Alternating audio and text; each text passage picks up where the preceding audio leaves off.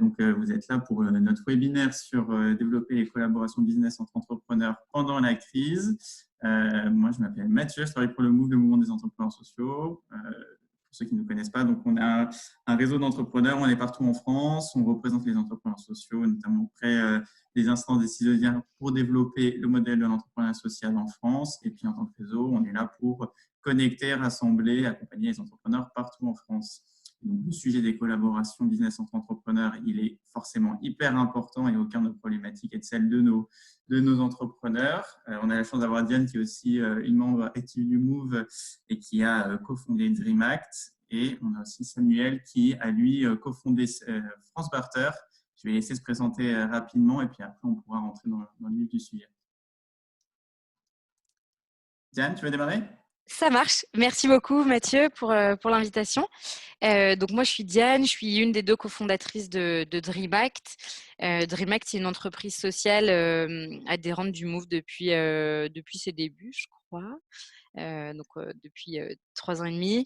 Notre mission, c'est de transformer les modes de consommation des citoyens et des entreprises en rassemblant et en fédérant des marques, des créateurs et des artisans engagés partout en France. Et du coup, notre métier, c'est de distribuer leurs produits en ligne via un site web dédié aux citoyens et via la vente d'objets publicitaires éco-responsables aux professionnels, aux assos et aux collectivités locales. Et on est du coup membre du réseau France Barter depuis 1 an et demi déjà. Et du coup, j'en dirai un peu plus, mais c'est un réseau qui nous permet en effet de tisser des collaborations avec d'autres acteurs. Super, merci Diane. Samuel ? Oui, bonjour à tous. Donc, moi, je suis Samuel Cohen. Je suis le cofondateur de la coopérative qui s'appelle France Barter. Barter, ça veut dire du troc en anglais. C'est un mode de commerce que j'avais moi découvert dans mon passé aux États-Unis. C'est un mode de commerce qui est très adoubé des dirigeants d'entreprises anglo-saxons aux États-Unis et au Canada. Et en Europe, on a 2 champions européens qui sont la Suisse avec le système WIR, W-I-R, et l'Italie avec le système Sardex. Donc le barter, c'est un mode de commerce qui est basé sur de l'échange de marchandises et de services entre entreprises. Et ça passe par une place de marché online, un réseau d'entreprises physiques aussi, puisqu'on organise énormément de rencontres entre nos membres. Et donc, on a créé cette coopérative avec beaucoup de passion en 2014. Une coopérative, pourquoi ? Parce que les entreprises qui rejoignent le réseau deviennent sociétaires de la coopérative. Donc voilà, pour vous dresser un peu ce qu'est France Barter. Et puis Mathieu, pour parler un peu de la thématique d'aujourd'hui, qui est la collaboration des entreprises en période de crise. Nous, on a depuis le lancement, en fait, on est animé par l'envie de créer un mode de commerce un peu innovant et collaboratif basé sur une forme d'entraide, puisque le barter, ça repose sur le fait que les entreprises vont travailler entre elles et échanger sur un principe de troc multilatéral et ne pas sortir de trésorerie. Et là, c'est vrai que cette notion prend beaucoup son sens en période de confinement où les entreprises sont de fait un peu bloquées dans leur fonctionnement et assez disposées à une forme de solidarité pour se reconstruire, pour aborder des modèles alternatifs de développement. Donc voilà, c'est un peu le sujet du jour. C'est de chercher des nouveaux leviers, des nouveaux modes de collaboration entre les entreprises. Et pour ce faire, un outil comme le barter peut être assez important. Parce que voilà, je ne sais pas si c'est ton cas, Diane, mais je sais qu'il y a beaucoup d'entrepreneurs qui doivent écouter aujourd'hui, mais on est tous dans une situation où on doit monitorer de très près, surveiller comme du lait sur le feu notre trésorerie.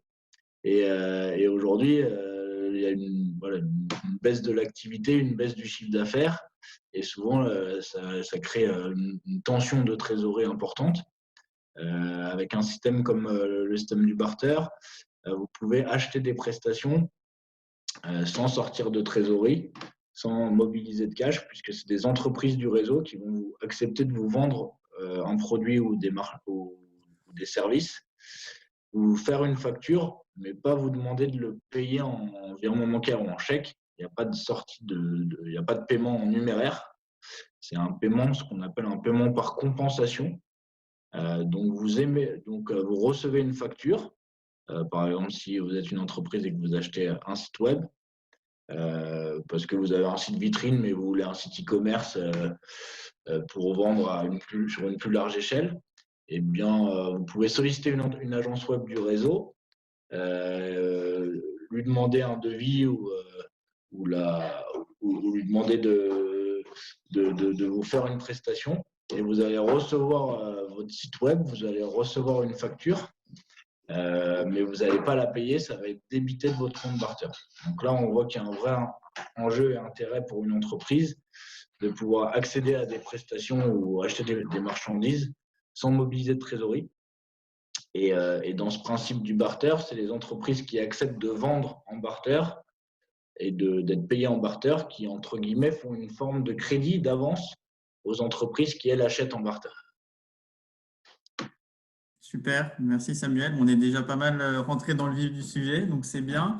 Peut-être avant d'aller vraiment plus dans le détail de comment ça fonctionne typiquement le barter et d'avoir le retour d'expérience de Diane sur pourquoi elle s'est tournée vers ce genre d'initiative, ce que ça lui apporte et les envies que ça génère aujourd'hui par rapport à ces enjeux. Peut-être un petit peu de contexte avant sur pourquoi un peu plus, vous êtes penché sur ces questions de collaboration. Est-ce que vous avez réfléchi, vous avez vu d'autres modèles qui existaient un petit peu? Je sais quand on préparait cet échange, Samuel, tu me parlais de d'autres fonctionnements, des monnaies locales et d'autres logiques qui sont testées à droite à gauche pour renforcer les collaborations. Est-ce que tu peux nous en dire un petit peu plus avant qu'on rentre dans le sujet plus directement du barter? Oui, tout à fait. En fait, il y a différents systèmes alternatifs qui se sont créés, mais depuis des décennies, sur des modèles un peu, je dirais pas, sur un principe un peu anticapitaliste à la base, mais avec des modèles vraiment qui cherchent à créer et à fédérer des écosystèmes. Donc, l'un des plus connus et qui est assez bien représenté en France, c'est les monnaies locales, qui ont émergé à l'échelle d'une ville, d'une région, d'un département. Voilà, il y en a une petite quinzaine en France, à géométrie assez variable. C'est basé sur le fait de pouvoir organiser un système de transactionnel entre des particuliers. C'est un peu, ça découle aussi des CEL, des systèmes d'échange locaux, qui avaient été mis en place dans les années 70-80. Et les monnaies locales, c'est quelque chose qui permet de flécher un peu des consommations, puisque c'est plutôt pour les particuliers, vers des commerces responsables. Donc voilà, c'est un acte un peu aussi militant pour des particuliers qui veulent changer leurs euros en monnaie locale et pouvoir aller consommer dans des commerces de l'économie sociale et solidaire, des commerces responsables. La difficulté et la particularité des monnaies locales, c'est que cette monnaie, elle est convertible. Donc, souvent, les utilisateurs finaux, qui sont les magasins, les professionnels, vont souvent reconvertir leur monnaie locale en euros et donc ça va quitter le réseau. Là où le système barter, qui est que pour les entreprises, le principe des barters, c'est qu'il n'est pas converti. Et à l'autre bout du spectre des monnaies, vous en avez sans doute entendu parler, parce qu'il y a eu quand même beaucoup de buzz, un peu moins ces derniers temps, mais ça va potentiellement reprendre avec cette crise, c'est les crypto-monnaies, le Bitcoin notamment, qui est le plus connu. Donc là, c'est des monnaies très alternatives qui s'affranchissent des banques, qui s'affranchissent des États, qui sont un peu une monnaie pour une communauté de geeks, avec derrière quelque chose d'assez nébuleux qui est le marché qui est créé par cette monnaie, qui n'est pas totalement identifié. On parle beaucoup de dark web. Donc voilà, donc c'est vraiment à un bout du spectre et à l'autre bout, les monnaies locales qui sont très ancrées sur des territoires, des villes d'une petite échelle, avec des acteurs bien identifiés, et les crypto-monnaies qui sont quelque chose d'assez nébuleux, avec surtout pour le coup une volatilité et un cours des monnaies qui est très quand on fait des assez mauvais instruments transactionnels d'échange, plutôt des instruments spéculatifs. Et donc nous, on est au milieu, on a créé France Barter. Donc le barter, c'est pas une monnaie, mais c'est un système d'échange et un système transactionnel qui permet d'instrumentaliser les échanges sur une communauté d'entreprises. Super. Et donc toi, Diane, ton principal public à l'origine, c'était plutôt les particuliers, c'était plutôt B2C, et pourtant, tu as aussi des enjeux de toucher des pros. C'est une des raisons qui fait que tu t'es notamment porté sur France Barter, c'est ça? Oui, exactement. On a démarré avec du coup cette mission d'aider les citoyens à trouver des alternatives de consommation, et progressivement, à la demande de nos clients, on a développé l'offre dédiée donc aux professionnels à travers le secteur précis qui est l'objet publicitaire, qui est en fait un marché que moi, personnellement, je ne connaissais pas spécialement avant, mais qui est en fait un marché important, hein, qui génère plus de 2 milliards d'euros par an, mais de produits en gros en plastique made in China, dont l'utilité est souvent franchement contestable. Et du coup, ça nous est apparu assez, en effet, nécessaire de faire évoluer aussi ce mode de consommation qu'ont les entreprises sur ce terrain-là. Et du coup, nos clients, en effet, ça peut être vraiment tout type de professionnels. Et cette variété de public, on le trouve bien en fait parmi les adhérents du réseau France Barter. Et donc, c'est notamment pour ça qu'on a fait, qu'on a adhéré à la coopérative et que ça nous intéressait. Et l'objectif derrière un collectif comme France Barter en termes de collaboration, donc il est économique. On a vu, il y avait la question de la trésorerie qui est hyper importante, le fait de pouvoir faciliter les échanges sans avoir à sortir du cash. Est-ce qu'il y a d'autres dynamiques qui ont pu… Est-ce que Samuel, toi, tu as pu identifier d'autres leviers qui sont permis par ce genre de fonctionnement? Initialement, moi, quand j'ai rejoint le réseau, j'avoue que c'était beaucoup par l'argumentaire de Samuel, qui est très fort, non, mais qui, en fait, je trouvais avait un ADN très incorporé dans l'économie sociale et solidaire. Et du coup, avec cette idée, en effet, de créer des échanges inter-entreprises qui soient basés sur un mode de vie plus responsable, une consommation plus responsable. Dans les faits, Samuel me contredira peut-être, mais on trouve en fait des interlocuteurs très différents, qui ne sont pas forcément du monde de l'économie sociale et solidaire, mais qui, je pense, sont venus dans le réseau avec cette envie quand même de trouver des alternatives. Donc, que ce soit trouver des places sur des salons qui soient des salons pro, mais dédiés au développement durable, que ce soit des gens comme nous, donc qui sont quand même sensibles à ces sujets. Donc, moi, je trouvais ça intéressant, en fait, d'être tous animés par peut-être des questions communes, mais avec des sensibilités plus ou moins différentes selon nos degrés de maturité déjà dans l'entrepreneuriat social. Et puis après, en effet, le deuxième point, c'est le point économique et sur la trésor. Voilà. Merci beaucoup. Samuel, est-ce que tu veux compléter les propos de Diane? Oui, tout à fait. L'intérêt du réseau France Barter, c'est d'arriver à fédérer vraiment une communauté d'entreprises très différentes dans leur secteur d'activité et dans leur taille aussi. On a à la fois des graphistes indépendants, à la fois des cabinets d'avocats de 10 collaborateurs parisiens qui ont des très beaux bureaux avenue Hoche, et puis un traiteur solidaire,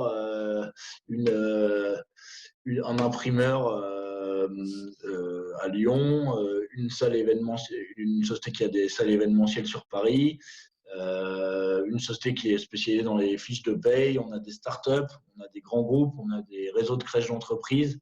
On a aussi comme gros acteurs les groupes médias qui sont membres du réseau et qui, eux, proposent des invendus d'espaces publicitaires. Et nous, notre métier, c'est d'arriver à déjà rentrer, quand les entreprises rentrent sur France Barter, elles vont qualifier leurs offres et les géolocaliser. Elles peuvent présenter toutes leurs offres et leurs besoins. Alors, je vais vous faire, si je peux, un petit partage d'écran et vous permettre de voir justement le compte de Diane, si je peux me permettre, Diane, de montrer Oui, ton bien compte. sûr. Ok. Donc, je ne sais pas si vous l'avez à l'écran, mais donc voilà le compte de DreamAct sur France Barter. Donc, vous voyez que c'est une communauté qui compte plus de 1000 entreprises. Et donc, là, vous avez le solde Barter de Diane, qui est créditeur. Félicitations, Diane, qui a fait pas mal de ventes, comme on l'a évoqué avec DreamAct. Et le prisme d'entrée, c'est que chaque entreprise met en ligne ses offres, tout simplement ici. On va voir les offres de Diane et aussi ses besoins. Et nous, c'est vraiment, donc ces offres, ça peut être ses offres principales, mais aussi des actifs inutilisés. Vous voyez juste en dessous, si une entreprise a des bureaux disponibles, des stocks, des compétences ou des outils de production, elle peut aussi caractériser ce qu'on appelle un actif inutilisé, qui est assez clé dans la notion du barter, parce que souvent, c'est des denrées qui sont au sein des entreprises et qui sont intéressantes de mutualiser auprès des autres entreprises du réseau. Et après aussi, les besoins. Donc voilà, c'est assez binaire, hein, comme c'est de l'échange, qualification des offres et des besoins. Donc, Diane avait renseigné tout un champ de besoins, graphisme, traiteur, location de salle, photographie, etc. Et puis après, vous pouvez naviguer et aller voir toutes les offres des entreprises. Donc, si justement je vais regarder les offres qu'on a en événementiel, je peux aller regarder et choisir des offres qui me semblent intéressantes. Les offres sont libellées avec un prix parfois et un pourcentage barter. Il y a certaines entreprises qui peuvent faire des offres en 100% barter, d'autres en 50% barter. Pour revenir à c'était une démo rapide, hein, mais vous pourrez aussi vous créer un compte de démo si vous le souhaitez et naviguer et voir les offres sur le réseau. Vraiment, l'enjeu, c'est de pouvoir rencontrer des entreprises sur des secteurs qui vous intéressent. En ce moment, par exemple, on a pas mal de demandes sur de la livraison sur Paris. Donc, si on clique sur transport de marchandises, on va avoir des membres qui font de la livraison sur Paris avec des pourcentages barter. Souvent, les entreprises mettent sur devis. Vous les contactez, vous leur exprimez, détaillez votre besoin et l'enjeu, c'est qu'elles soient réactives et qu'elles puissent vous transmettre un devis et que vous puissiez payer en barter, donc avec votre compte barter que vous aviez visualisé. Donc, vous recevez une facture et vous la payez pas en numéraire. Sur la facture, il y a une mention que cette facture est payée par compensation et elle vient se débiter de votre compte barter. Chaque entreprise a un compte barter avec ce qu'on appelle une avance barter autorisée. Donc là, c'est 6 000 €. Ça veut dire que Diane peut, avec DreamAct, aller jusqu'à moins 6 000 barter et elle a beaucoup d'achats réalisés.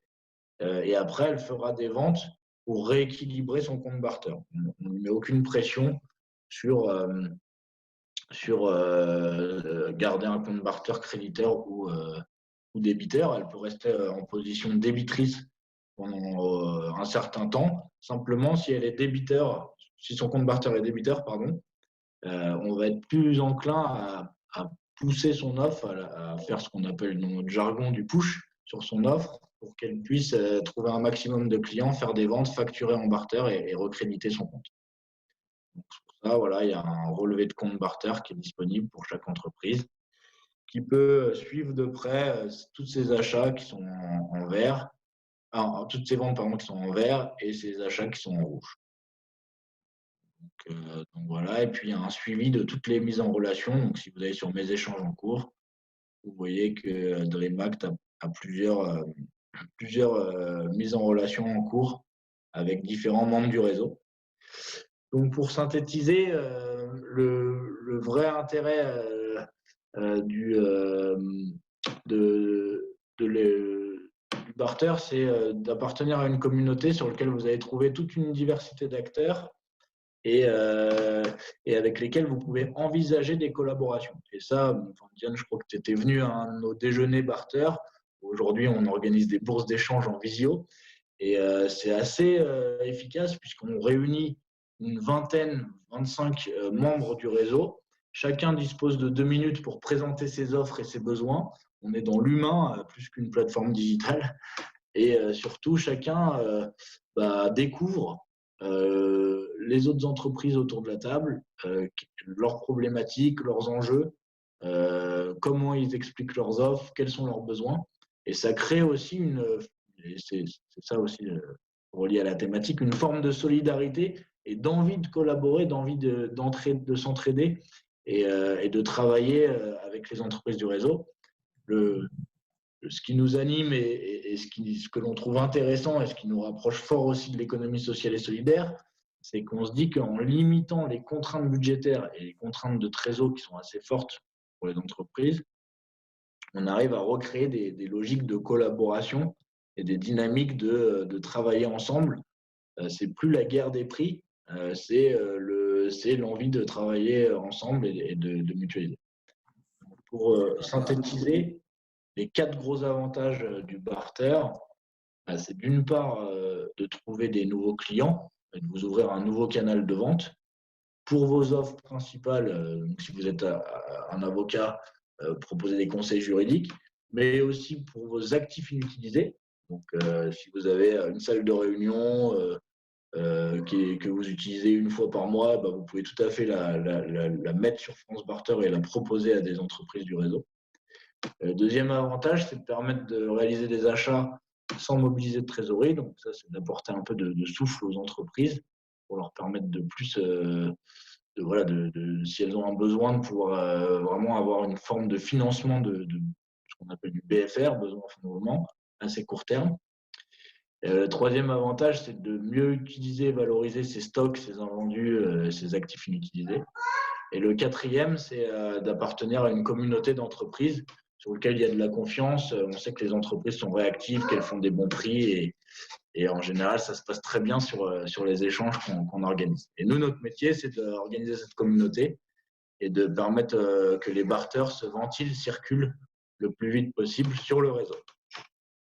Super. Avant d'aller prendre un peu le pouls du côté du retour d'expérience de Diane, on a 2 petites questions plus techniques. Une première de Christophe. Est-ce que France Barter a un lien avec Aurex? Je ne sais pas ce que c'est Aurex, mais est-ce que c'est clair pour toi, Samuel? Est-ce que c'est Aurex? A-U-R-E-X? Non. Alors, nous, on a beaucoup de partenaires. On a un écosystème assez dense, mais Aurex, je ne connais pas. Christophe, est-ce que je vais vous donner la parole? Est-ce que vous pouvez passer la question? Oui, bonjour à tous. Donc, je suis sur Lyon. Moi, je ne sais pas où tout le monde est, mais moi, je suis sur Lyon. Et j'ai collaboré un petit moment à la Gonette, qui est la monnaie locale de la région lyonnaise. Ouais. Et justement, il y a quelqu'un du réseau qui est encore dedans, qui m'expliquait que depuis quelques temps, il y avait un réseau de barter. Alors, je connais un peu les barters, parce que j'avais rencontré les gens du Léman en Suisse quand j'étais toujours bénévole à la Gonette. Et en Suisse, c'est quelque chose de très développé avec le VIR et tout ça. Donc, on parle de la même chose. Et du coup, il m'avait dit, justement, dans la région Aura, il y a le Aurex qui est en train de se construire. Et je voulais savoir si il y avait des collaborations entre France Barter ou si justement France Barter était un système de barter ou plutôt une fédération comme Finansol, ce genre de choses, qui réunit un peu plein de monnaies locales au cas de Finansol. Et est-ce que vous, justement, vous êtes un peu un réseau qui réunit un peu les différents barters locaux? Il est parti. Ah, on a perdu Samuel. Petite urgence. Tout de suite. Si, c'est bon, pardon.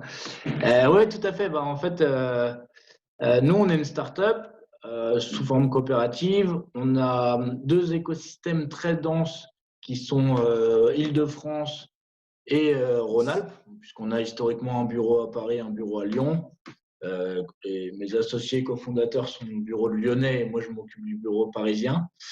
Et on a, comme je l'évoquais, beaucoup de un écosystème assez riche et beaucoup de discussions ouvertes ou abouties ou des partenariats en cours avec des acteurs de territoire. Parce que, comme je le disais, les monnaies locales, elles, comme la Gonette, sont très ancrées dans les territoires. Mais nous aussi, l'enjeu, c'est de créer un écosystème assez riche avec, avec beaucoup d'entreprises pour créer une cartographie sur le territoire de ce que les entreprises proposent et de ce dont elles ont besoin. Donc, typiquement, sur Lyon, on a un partenariat très fort avec la Caisse d'épargne parce qu'elle considère que le barter est ce qu'on appelle une fintech, c'est la contraction de finance technologie, et propose un nouveau mode de financement inter-entreprise, financement de pair à pair entre les entreprises membres, et un nouveau mode de paiement. Et donc ça les intéresse beaucoup de pouvoir le proposer à leur écosystème.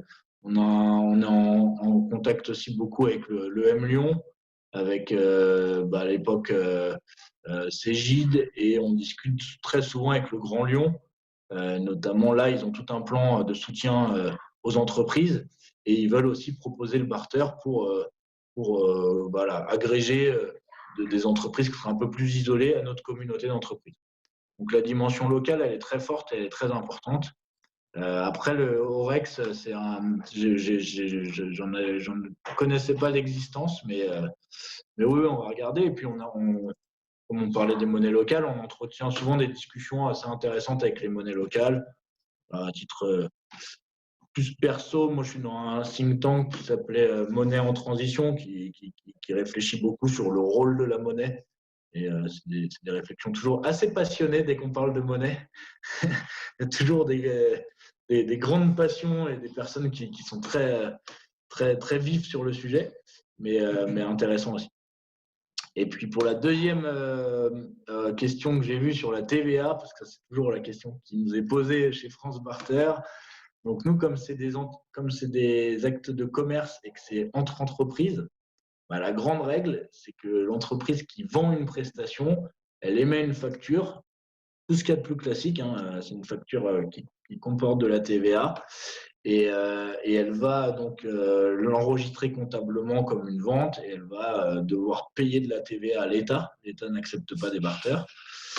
Pour autant, lorsqu'une entreprise réalise un achat, elle va recevoir une facture, pareil, qu'elle va enregistrer comptablement et elle va déduire de la TVA. Donc, les TVA collectées sur les ventes et les TVA déduites sur les achats se compensent, se soldent, un peu comme les transactions de barter. Donc voilà, c'est très justement, il y a un rapport ministériel, je vous mettrai le lien dans le chat de conversation pour justement légiférer, encadrer cette pratique et aussi la promotionner auprès d'acteurs, puisque l'approche de Bercy, qu'a eu Bercy en 2013, qui est à la source de ce rapport ministériel, c'était de dire que le barter pouvait être vraiment un relais de croissance pour les entreprises. Super. Merci Samuel. Je pense que ça a répondu aux deux questions. Diane, du coup, on a vu qu'il y avait deux gros volets qui intéressaient particulièrement sur ce genre de dynamique. C'était le volet économique et le volet collaboratif, développer les collaborations et comme tu disais, en plus avec des acteurs qui sortent un peu du spectre traditionnel, pas que des acteurs de l'ESS. Est-ce que toi, de ton retour d'expérience, tu as des conseils ou des choses à partager par rapport à ce que ça t'a apporté à ce que ça apporte encore à DreamAct? Alors, je pense que comme tout réseau actif, c'est intéressant pour développer des collaborations et notamment de nouveaux clients. Donc, voilà, de manière très concrète, c'est d'abord ça. Ensuite, en petit conseil d'utilisation, nous, en fait, alors, c'est un conseil qu'on n'a pas très bien fait nous, mais je pense que dans notre logique, nous, dans la gestion de notre boîte, etc., on a très peur du débit, on est toujours en positif, etc., sur nos comptes en banque. En fait, dans la logique du barter, si on est, enfin voilà, si on veut bien en bénéficier, faut pas être tout le temps en créditeur comme on l'est, parce que du coup c'est un peu dommage. Pour le coup, c'est aussi ça l'intérêt, c'est que dans les moments peut-être plus difficiles en trésor, faire appel, avoir le réflexe de faire appel aux autres membres du réseau Barter pour ces prestations, quitte à être un peu en débit. C'est là où c'est intéressant d'autant plus, quoi. Chose que nous, on n'a pas bien fait. On n'a pas ce réflexe-là et cette culture. Voilà, après, je pense que comme tout réseau actif, France Barter a des animateurs qui sont très actifs et qui savent bien mettre en relation. Mais je pense qu'on en tire d'autant plus d'intérêt, d'échanges, etc. Quand en tant que membre, on joue bien le jeu, notamment de venir au repas d'échange, notamment de bien mettre à jour son espace de manière très simple sur le back-office. Je pense qu'on en tire toujours bien plus d'intérêt. Et est-ce que pour toi, les enjeux ou l'utilité que tu vois sur France Barter ou sur ce type de dynamique, il a évolué dans le contexte de crise? Est-ce que tu as une utilisation différente en ce moment ou est-ce que finalement c'est juste dans la continuité de ce que tu avais déjà commencé à faire depuis que tu as rejoint le réseau? Alors, moi, c'est un cas particulier. Je suis pas le cas. Enfin, je pense qu'il y a une multitude de réponses à ta question. Moi, dans mon cas précis, je vends toujours plus que j'achète en France Barter à date. Et ce que j'achète, c'est très lié à l'événementiel. Donc, c'est pas tellement le moment d'acheter. Typiquement, j'achète des places sur des salons. J'achète donc. Donc, je n'ai pas beaucoup d'occasions d'acheter en cette période. Mais c'est vrai que par contre, pour mes clients, c'est une bonne façon de préparer l'avenir, notamment en achetant chez moi. Ils peuvent notamment, enfin nous, on vend typiquement, on vend des masques en tissu attestés par la DGA, fabriqués par nos ateliers textiles éthiques tout le reste de l'année, quoi. Et du coup, c'est typiquement un produit que peuvent avoir besoin des entreprises sans pour autant avoir prévu ça dans leur trésor. Et donc voilà, c'est vrai qu'en cette période de crise où la trésor est compliquée, où on peut avoir des besoins comme des masques ou comme d'autres produits ou services pour préparer l'après-crise, c'est une super opportunité, quoi. Et en termes de collaboration, est-ce que des rencontres que tu as pu faire au sein du réseau ont découlé sur d'autres collaborations en dehors juste des échanges et des dynamiques France Barter? Non, enfin, à part des échanges humains, je dirais, quoi. Mais sinon, en termes d'échanges business, que ce soit, enfin, en termes d'échanges business, on reste dans le réseau, quoi. Après, d'échanges divers et variés, oui, ça a pu déboucher sur des discussions, quoi. Super, merci Diane. Est-ce que pour tous les deux, vous avez identifié, après un peu de vécu, toi en tant qu'utilisatrice Diane, et puis toi Samuel, depuis que vous avez lancé la plateforme, est-ce que vous avez identifié, je ne sais pas, des leviers ou des points qui vous permettraient de renforcer les interactions entre les entreprises, comme le permet le barter? Est-ce qu'il y a des choses qui sont en train d'émerger et qui sont à garder en tête pour pouvoir se renforcer ce genre de dynamique?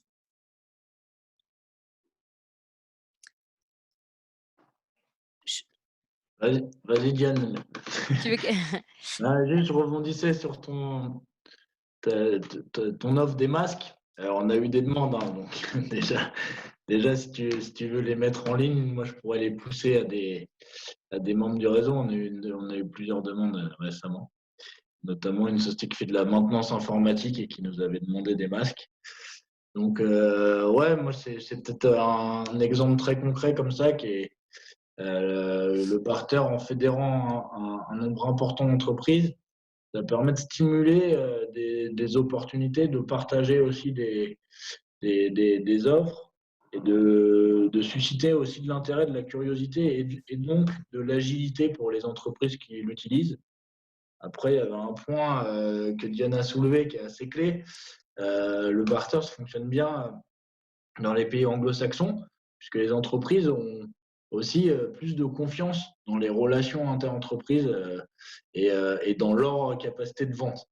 Et donc souvent, une entreprise, quand elle rejoint un réseau barter aux États-Unis, elle va commencer par acheter des prestations sans sortie de trésorerie quitte à avoir découvert un débit barter important. Et derrière, elle est assez confiante dans sa capacité de vendre au monde du réseau et de rééquilibrer son compte. C'est vrai qu'en France, beaucoup je dirais, allez, 3/4 des entreprises sont un peu comme Diane et DreamAct et ont plutôt des appréhensions sur le fait d'acheter avant de vendre et d'avoir un débit barter. Dès lors, voilà, c'est vraiment à nous de faire un travail de fond pour leur donner un maximum de visibilité, comprendre quelles sont les offres qui sont pertinentes sur le réseau. C'est pour ça que je prenais l'exemple des masques. Et derrière, voilà, assurer à cette entreprise un flux de vente régulier qui permet de la sécuriser dans aussi ses achats et de nous confier des achats un peu stratégiques. Donc, Yann, toi, tu as beaucoup d'achats effectivement en événementiel, mais nous, typiquement, on a aussi beaucoup d'entreprises qui ont des gros besoins de communication, qui veulent refaire leur site web, faire mieux référencer leur site, faire une vidéo d'entreprise. Et tout ça, c'est des budgets qui sont assez significatifs pour une entreprise, au même titre que l'événementiel. Et donc, tout ça, c'est des prestations qui peuvent être financées sans sortie de trésorerie, quitte à ce que l'entreprise ait un débit barter parce qu'elle a acheté un site web, une prestation de référencement, voire même une campagne d'achat d'espace publicitaire, qu'elle soit à moins 3 000, moins 6 000, voire moins 10 000 barter. Derrière, voilà, nous, on va lui assurer une grosse visibilité sur le réseau pour qu'elle puisse faire des ventes et acheter et à son tour rééquilibrer son compte en trouvant un maximum de clients. Super, on avait une petite de Maud sur le modèle économique de France Barter. Comment vous financez pour justement faire tout ça, faire ce suivi, accompagner les entreprises qui rejoignent le réseau? Ouais. Nous, on a des frais d'adhésion qui sont de 235 € l'année. C'est des frais d'adhésion annuels au réseau pour les entreprises. On a une offre grand compte qui est plutôt autour de 1 500 € et qui est avec plus de services inclus. Et par contre, on a aussi un modèle où on prend des commissions sur les transactions qui sont de 5% sur les ventes, 5% sur les achats. Donc, c'est comme ça qu'on se rémunère. Pour vous donner un ordre d'idée, la transaction moyenne là, en 2019, c'est pas très élevé. Hein. C'est des petites transactions aussi qui sont très pondérées par le fait qu'il y a beaucoup de petites prestations récurrentes, par exemple des prestations de nettoyage, etc. Donc, on est sur un ticket moyen de 1 600 à 1 700 € la transaction. Donc, nous, on prend 5% côté vendeur, 5% côté acheteur de commission. Et on les prend en numéraire, pas en barter, je le précise. Et on a une autre source de revenus dans notre chiffre d'affaires qui est de la vente de marques blanches ou de marques grises. Par exemple, je vous mettrai dans le chat, on a fait une plateforme de barter pour le monde agricole. On peut aussi faire des plateformes sur mesure, justement pour des agglomérations, pour des réseaux d'entreprises déjà existants qui veulent instrumentaliser le barter pour leur communauté d'entreprises. Voilà, c'est aussi comme ça que l'on gagne notre vie. Très clair, je pense que ça a répondu à la question de Maud. Et en ce moment, l'adhésion est gratuite sur le mois d'avril. On va voir si on pousse aussi sur le mois de mai.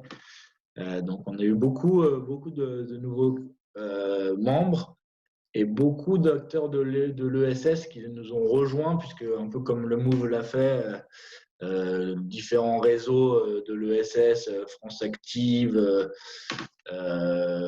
et pas mal d'acteurs de la finance solidaire, et aussi la ville de Paris, avec qui on a un partenariat avec leur service ESS pour booster un peu l'économie circulaire.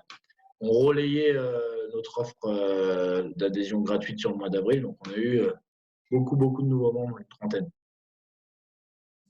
Donc, n'hésitez pas, voilà, si ça vous intéresse, en ce moment, c'est le bon moment pour tester et pourquoi pas rejoindre le réseau. On arrive à la fin de ce webinaire. Est-ce que vous avez un petit dernier conseil à partager aux participants, que ce soit sur voilà, comment bien utiliser ce genre de ressources en ce moment? Est-ce que vous avez un dernier mot à leur partager? Moi, je dirais que ce genre de réseau est d'autant plus intéressant qu'on est nombreux. Donc, c'est vrai que surtout à un moment où l'adhésion est offerte, ça coûte vraiment rien de tester et d'y trouver potentiellement son bonheur. Et plus on aura d'acteurs responsables de l'entrepreneuriat social dans le réseau et plus du coup ça favorisera les échanges entre nous quoi. Donc mon conseil serait de pas trop hésiter. Je suis le conseil et la recommandation de Diane, évidemment. Peu importe votre secteur d'activité, on est dans une situation, un contexte dans lequel il est important de se tourner vers les autres, ne pas se replier vers soi-même. Enfin, quand on est dirigeant d'entreprise, en général, on va toujours de l'avant, etc.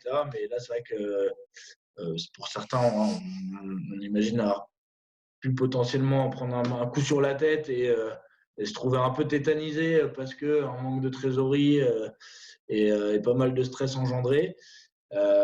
Clairement, voilà, peu importe la taille de votre entreprise et son secteur, nous, on vous ouvre une porte sur ce réseau. On vous permet de discuter, de vous connecter avec un maximum d'entreprises qui sont vos pairs, en fait, qui sont des entreprises qui sont animées par les mêmes enjeux de développement sur des échelles différentes. Mais voilà, nous, on a cette capacité et puis de vous sentir assez libre d'exprimer vos différents besoins. Je fais un dernier partage d'écran très rapide pour montrer aussi la bourse aux besoins, en fait, qui est aussi révélateur de l'engagement des entreprises à partager ses besoins. Au début, on l'avait rendu non nominative, mais aujourd'hui, il y a vraiment une possibilité de dire tiens, je connais quelqu'un où j'ai dans mon réseau une entreprise qui peut répondre à votre besoin de protection incendie. J'ai dans mon entreprise un avocat spécialisé en droit de l'immobilier.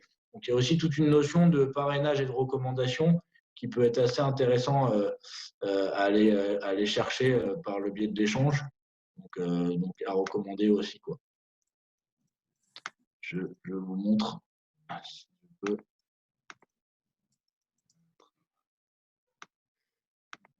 Tu arrives à nous partager, sinon Ouais. Donc, pour vous donner aussi le lien dans le chat, et on pourra vous le partager après le webinaire pour que les gens retrouvent toutes les infos.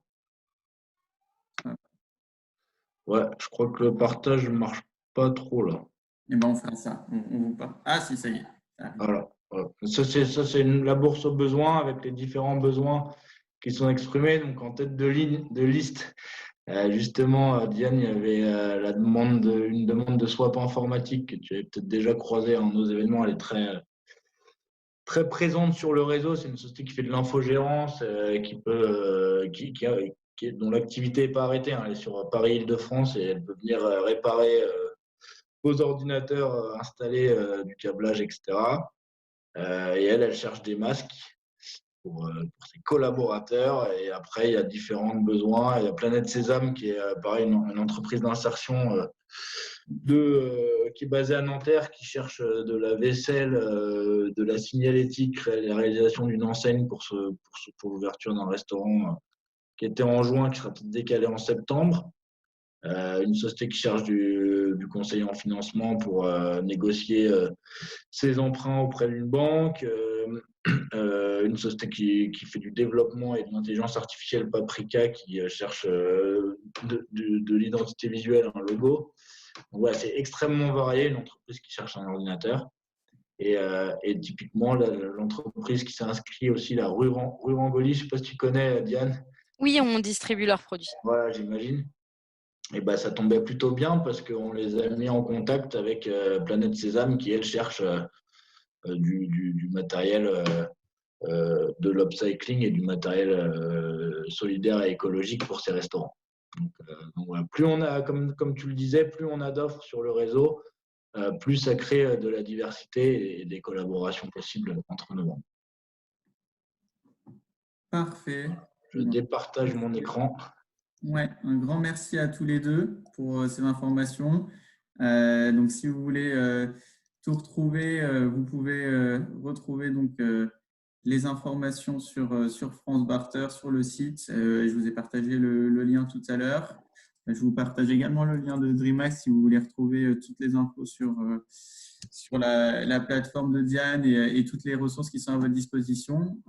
Et puis, si vous voulez plus d'informations sur le Move et notamment la Head Group qu'on propose et dans le cadre de laquelle a été organisé ce webinaire, je vous partage également le lien. Vous aurez tous les prochains webinaires et tous les autres contenus qu'on met à disposition pour les entrepreneurs, une hotline, un programme de mentorat, une boîte à outils. Voilà, on a déployé toute une série d'outils et de ressources pour vous. Donc, n'hésitez pas à vous en emparer. C'est pour vous, c'est gratuit, c'est en open source. Donc, profitez pleinement. Et voilà, si vous êtes intéressé par le Move, n'hésitez pas à revenir vers moi ou à revenir vers d'autres personnes via notre site.